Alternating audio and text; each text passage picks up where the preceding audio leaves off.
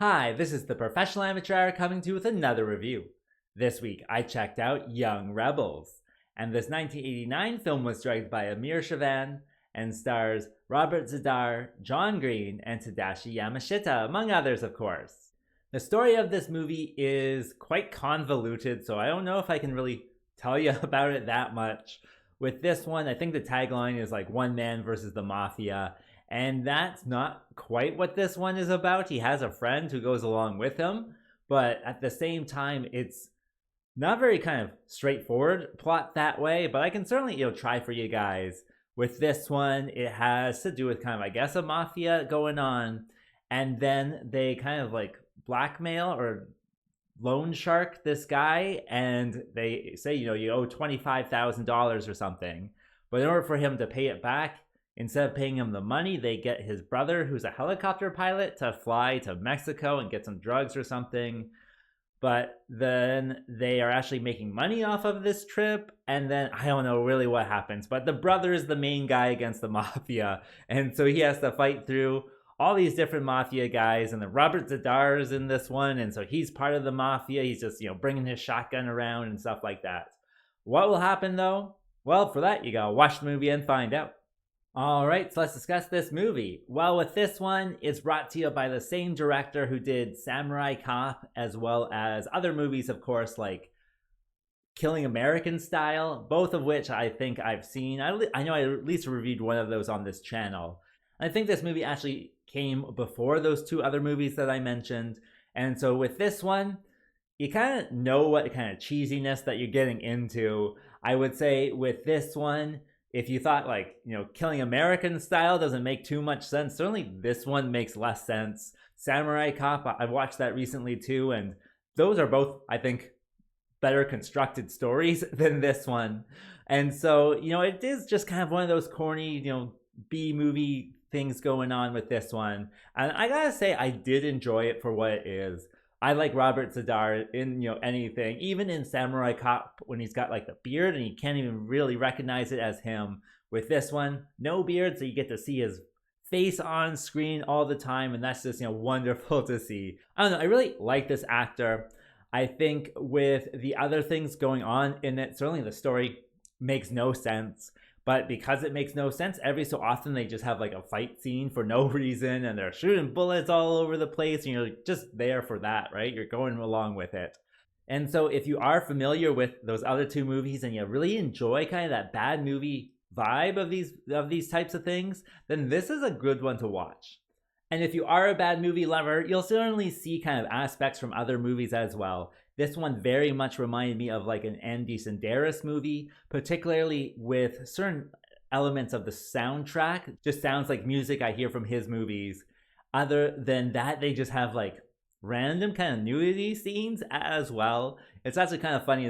They have like a whole thing where they're at a strip club, and like this is before we kind of like know who these characters are. So they have like these kind of what you think is background characters at a strip club, and they watch this stripper and they go through the whole routine, a whole song of routine, and then they just go to the next stripper, and then they do the whole song routine for that stripper, and it's just like, oh, this is just like random shenanigans, I guess, that's happening here. And that's very much, Andy Z'Dar as well. I know this director has his, own particular style, but you can just kind of see like hints of overlay, I guess. And so if you like, that type of bad movie, then this is another one for you to get into.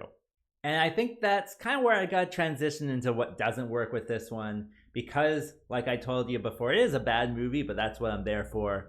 So what is bad about this one? Well, I think the sound balance is so strange in this one. Like it's all off. Like some scenes are very loud, some scenes are very quiet. But then even like within a scene, the music will go up and down in volume, and it's just like, what are you doing in that sound studio, right? Are you like knocking the buttons with your elbow or something? So the sound balance is absolutely terrible. Same with the ADR. Like the only ADR that really kind of sounds actually accurate is Robert Z'Dar. All the other characters just don't quite match up with their performances, and then it's also not very well done ADR too, so it's just very noticeable as well. And so that certainly is a problem if you're not, used to B movies, but that certainly is something that's in this one. And I would probably say that was my biggest gripe with the whole thing. The nonsensical story, I think, also makes it, not as good as it could be. And it's just like so random. So don't think about the story. It's kind of like other movies that I'm sure you've seen from this director. Just ignore the story, just go with the flow, just enjoy the cheesiness of what you're seeing. Of course, it's all a problem that way, but at the same time, a cheesy problem. Other than that, with some of the fight scenes, when they are doing kind of like kung fu or whatever, they are not very well choreographed or performed that way. They're just really kind of corny, I would say. So they work for, the corny vibe, the cheesy vibe that it's going for. But if it was just like that alone, then probably, big kind of detractor. Other than that, I think, with this movie, I have no idea who the young rebels are. Like, none of it seems to make any sense. If it's like a rebel who's being rebelled against and who's doing the rebelling, like, it doesn't make any sense. It's really just kind of about this one guy versus the mafia, I guess. And so who are the young rebels? Who knows? So ultimately, I think with this one, it's ultimately, a bad movie lovers movie. So if you are like a regular person out there looking for something to watch, probably stay away from this one. I think probably Samurai Cop is a better movie if you like, bad movies. But, if you've seen that one, yeah, sure, check this one out. It certainly does its job by the end, entertaining you. And so, yeah, it's just a bad movie that bad movie lovers will enjoy. And I think that is my recommendation.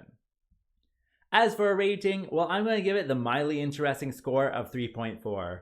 With this one, even for like myself as a bad movie lover, it kind of takes a little bit to get into because the story is just like so nonsensical and characters don't really mean anything for the first 30 minutes. And so yeah, 3.4 I think is kind of what I'm going to give it. And with that being said, come back next time. I'll be here again.